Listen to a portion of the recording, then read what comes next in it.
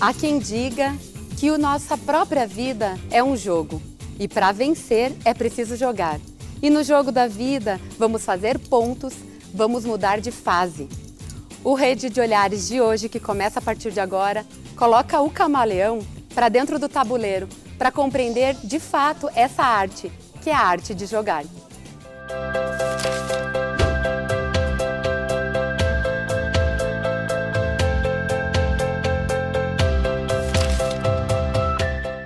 O Rede de Olhares é um programa da televisão educativa da Universidade de Caxias do Sul. Somos emissora parceira do Canal Futura e também esse programa é produzido aqui em Caxias do Sul, na Serra Gaúcha.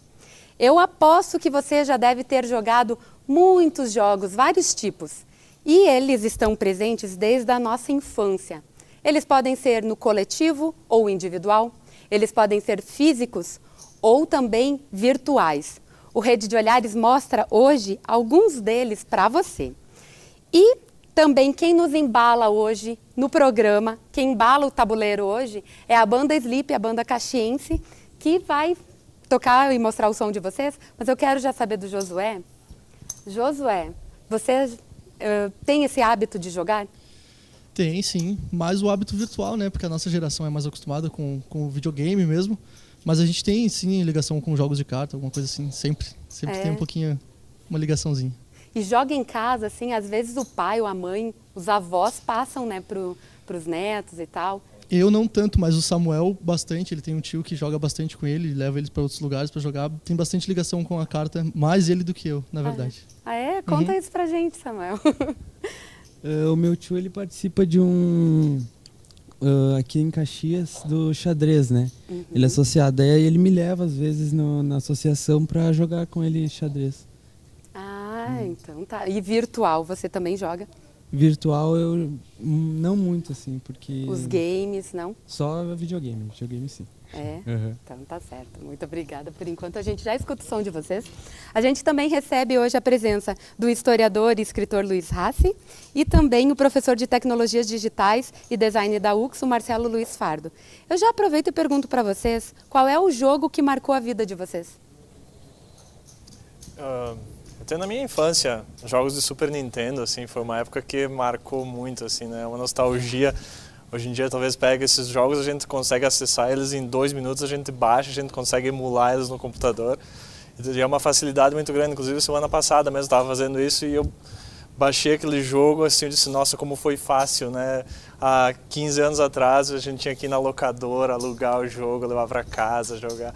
São coisas que marcaram muito a nossa infância, principalmente essa época do Super Nintendo mesmo. O Mario Bros. Aí sim, acompanhou sim. muito a infância, acompanhou né? muito a infância, eu acho que muitos que estão aqui, inclusive. E você, Rassi? Olha, eu conheci o videogame um pouco mais tarde na minha vida, né? Os jogos que realmente me marcaram foram aqueles jogos clássicos, damas, ludo, o próprio xadrez e mais tarde na adolescência o RPG, né?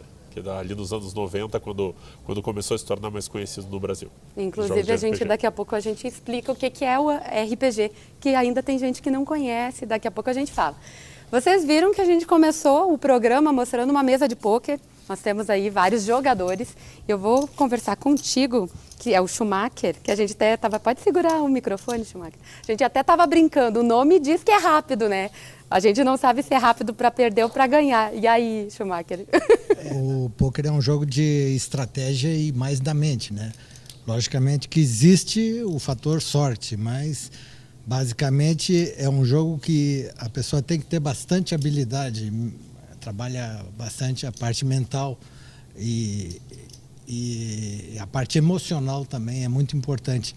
Analisar os outros jogadores, a forma como jogam e como se desenrola o jogo em si. As estratégias, né? Exatamente. Há quantos anos você joga?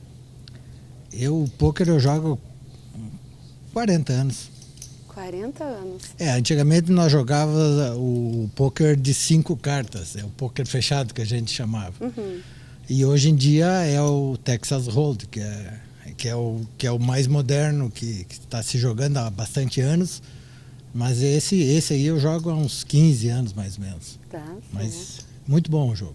Ah, que bom. Deixa eu escutar aqui do Mike. O Mike é o juiz, assim, ó, que funciona, né? Que vai cuidando É dealer o nome, chama né? dealer ou croupier. Mas para quem está em casa, para entender que não conhece, é como se fosse o juiz de uma fosse partida. Isso. E o que é a tua função, de fato? A minha função é comandar o jogo. Eu dou as cartas, eu dou a ação dos jogadores, aviso as apostas. No caso, como a gente está em 3 jogadores, um deles vai ser o Small Blind, que é a aposta inicial mínima, e o Big Blind, que é o dobro do Small Blind. O primeiro a falar, no caso aqui, seria o Schumacher. Ele teria que, para continuar jogando, pagar os 200 do Big Blind do seu Júlio para continuar no jogo, ou aumentar, ou fazer uma aposta qualquer acima do dobro do Big Blind. Essa é a minha função, comandar o jogo. Avisar os jogadores, chamar atenção quando precisa, abrir as cartas, né? E tu não pode fazer que nem, às vezes, juiz de campo, que às vezes dá um gol, não era gol. Aqui, se tu erra, pessoal... Eles me cobram. Mas acontece, né? Como qualquer esporte tem erro, mas é cobrado. É cobrado. Deixa eu escutar do Wagner. Pode passar um... Lembrando que esse jogo, ele nasceu, era famoso o jogo de cartas do cassino. Em 2010 ele se tornou esporte.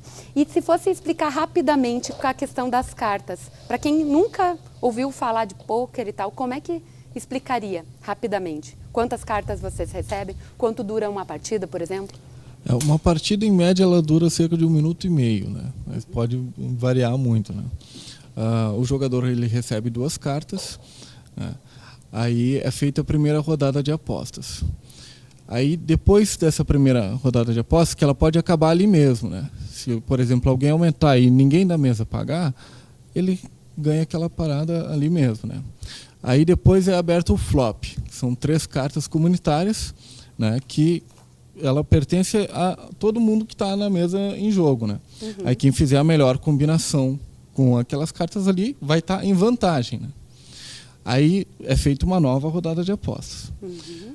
Aí, terminar essa nova rodada de apostas, se houver pagamento, né, se o pessoal continuar, tiver 2 jogadores ainda na rodada, é aberta uma nova carta chamada de turn. Aí é feita uma nova rodada de apostas, pode acabar ali ou não novamente, né? Então, vamos supor que mantiveram-se 2 jogadores ou mais na mão, é aberta então uma nova carta que é o River, a última carta aberta. Então, o jogador ele vai jogar com as 5 melhores cartas que fizerem a combinação. Então, nós temos 7 no total. As 5 cartas comunitárias e mais as 2 que o jogador recebeu. Então, dessas 7, ele separa 5 que formam os melhores jogos. Aí, se ele estiver competindo contra outra pessoa ou outras pessoas, digamos, acabou a rodada de apostas e houve pagamento. É virado as cartas e quem tiver o melhor jogo, né? Aí leva todas aquelas apostas que foram feitas, leva. Ok. É que, na verdade, a gente explicando assim, só quando joga que aprende mesmo, né? Porque quando a gente explica assim, parece, nossa, nunca vou saber jogar. Quando tu começou a jogar, foi fácil de aprender? Foi. Bem fácil. Foi. E para explicar quando alguém... É porque, na verdade, eu comecei brincando naquilo que o Schumacher falou, aquele pôquer fechado e tal. Aí, dele para te entender essas regras aqui, depois são muito mais fáceis. Assim.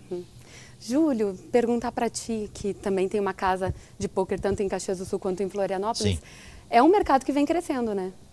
Sim, é um mercado, um esporte novo, certo? Mas só para vocês terem assim, uma ideia, certo? Hoje no Brasil tem 11 milhões de pessoas jogando pôquer, certo? Só que ainda 75% ainda na internet, certo? Porque se divulgou muito esse esporte, essa coisa toda. Depois se teve muito cuidado quando houve a regulamentação, entende, certo? De se fazer uma ligação com a Confederação Brasileira de Xadrez, certo? Por quê? Porque são 2 esportes de paciência, de inteligência, de estratégia, certo? Essa coisa toda, para que ele tivesse essa divulgação, certo? E nós proporcionamos as casas de pôquer para que essas pessoas se encontrem, entende, certo? E consigam praticar o esporte. Estamos muito contentes, muito felizes, entende, certo? Porque está sendo muito sucesso.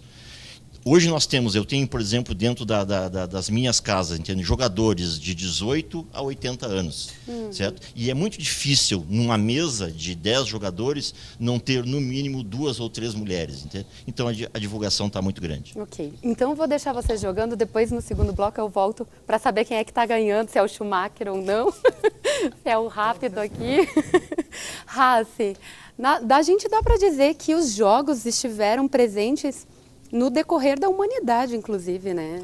Ah, com certeza. Desde os tempos mais remotos, a gente tem o jogo. Porque o que era o jogo, provavelmente, lá num primeiro momento? Era uma maneira não violenta de disputar alguma coisa. Qual é que o instinto primal nos diz para sempre fazer uma disputa? Num período mais primitivo, ou até na infância, a gente vê nas crianças, é sair no tapa. Depois, num outro momento, a gente vai desenvolvendo estratégias de disputar sem que alguém fique machucado. Se a gente for ver histórias que todo mundo conhece, a gente tem relatos de se disputar qualquer coisa no jogo. Até as roupas de um condenado à morte, certo? E o jogo também, ele acaba tendo uma importância simbólica muito grande. No jogo, por exemplo, o jogo de xadrez, que é um dos jogos mais populares, ele atinge a forma, o formato que ele tem durante o período medieval na Europa. Se a gente olhar para um tabuleiro de xadrez, a gente vê ali representada a sociedade medieval, por extensão, qualquer sociedade. No centro a gente tem o rei e a rainha, o governo, bem próximo deles os bispos, a igreja, as ideologias, aí em seguida os cavaleiros, as forças armadas, o militar, a estrutura física, que são as torres, os castelos, e ali na frente, quase descartável, servindo para morrer no jogo, a gente tem o povo, os peões, que era como a sociedade funcionava naquela época, e há quem diga que é assim até hoje, né? Daqui a pouco a gente vai falar mais disso, vai mostrar inclusive dos tradicionais jogos do interior do Rio Grande do Sul, que é o bolão, a bocha, mas é daqui a pouquinho. Enquanto isso, a gente sai ao som da banda Sleep e a gente volta em seguida. Te mostra o que você não vê, o que não é real. Um sentimento diz o que você não é, o que jamais vai ser. O horizonte mostra o que você não vê, o que não é real. Um sentimento diz o que você não é, jamais vai ser.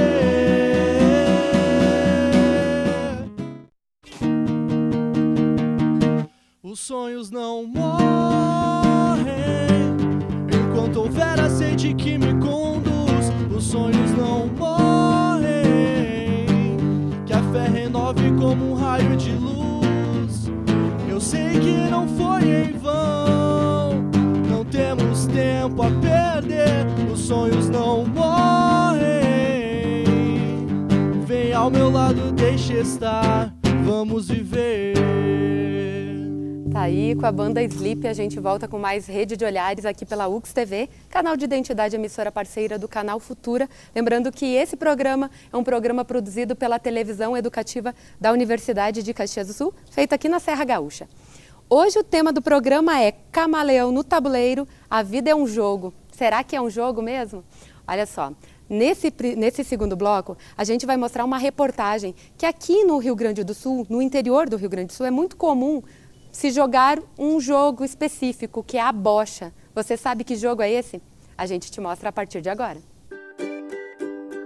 Farinha de milho, sapatos de solado branco e um rodo gigante. Sabe o que esses itens têm em comum? São materiais utilizados no jogo oficial de bocha. Quem vê essa modalidade pela primeira vez pode até achar um pouco maluco, pois se utiliza uma bola com um chumbo em um dos lados para que ela faça uma curva e ainda chegue o mais próximo possível de um alvo, essa bola menor aí. Mas você deve se perguntar, e a farinha de milho, onde ela entra nessa história? Então a gente passa a vassoura em toda a extensão da cancha, né? E depois passa a farinha de milho. né? Aquela farinha que a gente conhece popularmente para fazer polenta, vamos dizer assim, né? E passa ela nessa área aqui. A farinha de milho ela ajuda a parar a bocha, porque senão a cancha ela fica lisa, né? Ela fica sem nenhum obstáculo, alguma coisa. De madeira ou resina sintética, a bote, como é conhecida em italiano, veio parar no Brasil pela mão dos imigrantes. Um passatempo que se tornou esporte e ganhou o primeiro campeonato brasileiro em 1964. Olha, eu pratico esse esporte da bocha, eu acho que há uns 30 anos aproximadamente. Olha, isso ajuda bastante a integrar. É uma pena que os mais novos ou mais jovens não estão muito dispostos a participar, porque ele não se torna um atrativo às bochas. Porque tu tem que passar o jogo da paciência, né? Que fica todo sábado de tarde, atrás da cancha, esperando para jogar, né? E então não existe um atrativo maior para os jovens, para o pessoal de juventude. Quando eu comecei em 2002, 2003, eu encontrei no início resistência, né? O pessoal assim mais idade, né? Eles ficavam assim, mas depois com o tempo o pessoal acaba percebendo que precisa, né? O segredo na bocha hoje é a renovação. Para a bocha continuar e existir tem que ter renovação.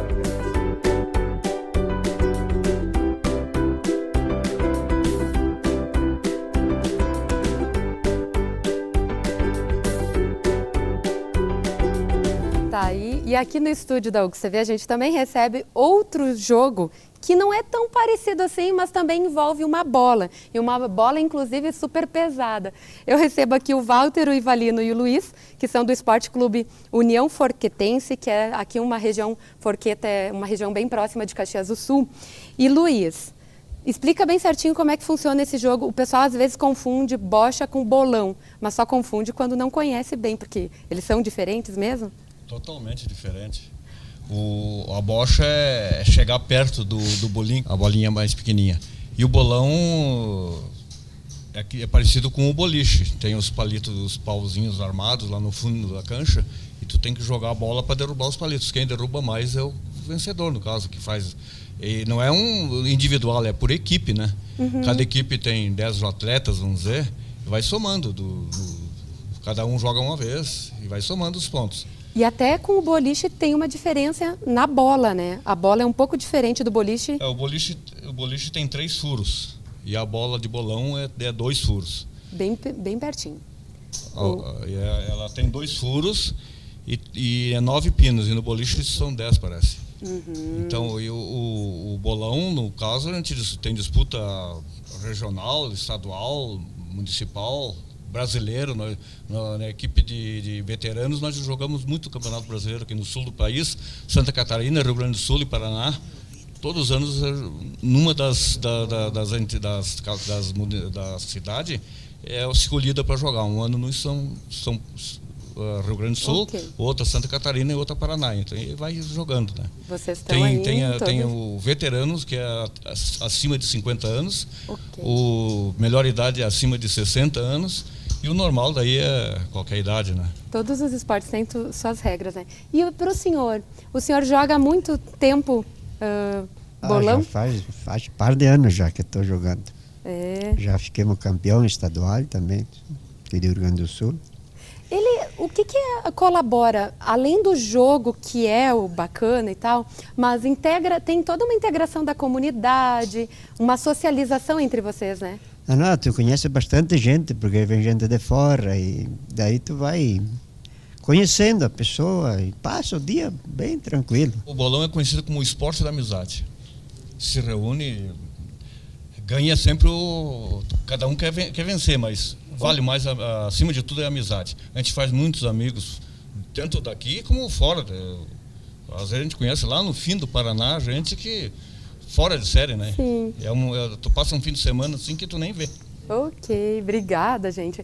Raci, esses jogos, tanto o bolão quanto a bocha, eles acabam se tornando uma identidade do povo, né? Acabam até se tornando um patrimônio às vezes, né? A gente pode chamar o jogo assim quase de um patrimônio cultural, né? De um povo, de uma sociedade, de uma época. Como eu falei, o jogo ele tem, além da disputa, ele tem várias outras funções. Ele tem a questão da simbologia, né? Os jogos simbolizam mais coisas até do que a gente pensa. tem a função do aprendizado. Tem muitos jogos que surgiram para que se desenvolva certas habilidades numa sociedade. O futebol, em diferentes sociedades, ele foi treino de guerra, o xadrez de estratégia, certo? Não?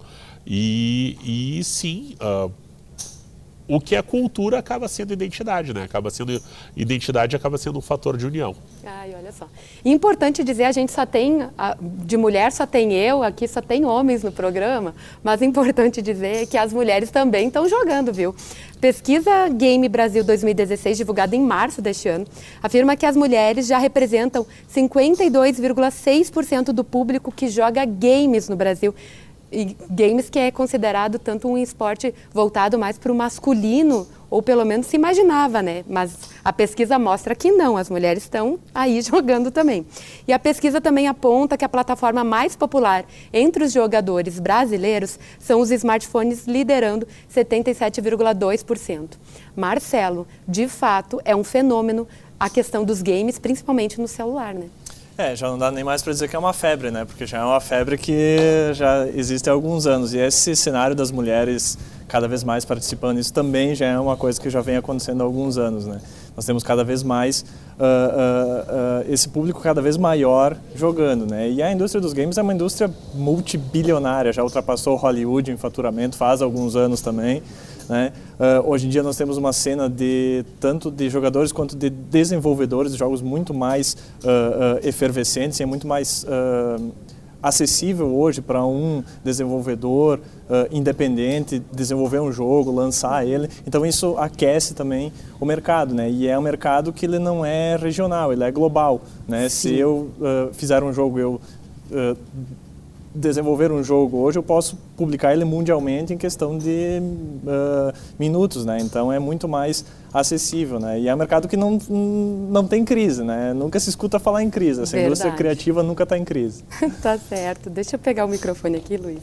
André, você veio representar o xadrez aí, que o Rassi já deu uma boa explicada. O xadrez, a gente sabe que ele trabalha muito a concentração, mas o que mais ele trabalha? Em você, se fosse pensar o André antes do xadrez e o André depois do xadrez? Ajuda muito. O xadrez é um jogo, é um esporte também, já foi comprovado isso, que exige um preparo físico muito bom para te enfrentar horas num torneio ou uma partida. Então ele ajuda muito. O que eu posso dizer que para mim eu comecei a jogar aos 16, então me ajudou muito ao longo da vida, porque a tomada de decisão num jogo de xadrez é muito importante. Não tem voltar atrás e isso é assim na vida também. Então a concentração, o raciocínio, a responsabilidade, entende? Porque tu vai ter que arcar com a tua decisão, ou seja, se for boa ou ruim, não tem o voltar atrás. E no jogo ainda tudo bem, tu pode começar de novo, mas na vida tu... Então isso ajuda bastante, principalmente para a criança, para a concentração, uma série de fatores já comprovados que auxiliam. Ok, obrigada, André. Eu quero saber, gente, o programa já está quase encerrando, mas eu quero saber, eu falei se o Schumacher ia ganhar ou não ia, e aí? Ganhou ou não ganhou? É que na realidade esse jogo também dá vontade do cara voar num parceiro, né? Isso quer dizer que não ganhou. Como esse jogo também é de muito lazer, é de muita brincadeira, né? E ele nos transporta para qualquer situação. Tu joga com pessoas assim extrovertidas, pessoas introvertidas. Então, e independente da idade, há muita brincadeira e há muita gozação também nesse jogo, né? Por isso que esse jogo ele é tão fascinante e atrai muitas pessoas. Ele não é um jogo sério, o jogo em si é sério.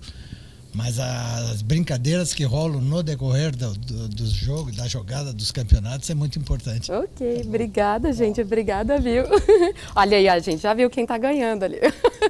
Gente, o programa já vai ficando por aqui. Lembrando que você pode acompanhar a UX TV no site uxtv.com.br. E o questionamento do programa de hoje era se o jogo... Dá para considerar que a vida é um jogo e, de fato, a gente aprende várias coisas com os jogos. Meninos, a gente encerra no som de vocês. Até mais!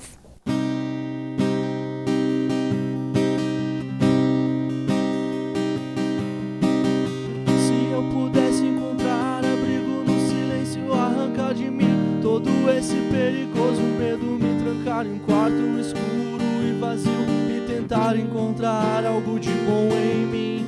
A saudade da inocência me faz lembrar a paz. A felicidade, um sorriso não me traz. Pudera eu prender os desgostos no vento e deixá-los ir pra longe daqui. Não há mais forças pra lutar, não há coragem pra encarar. Deixar o tempo me levar.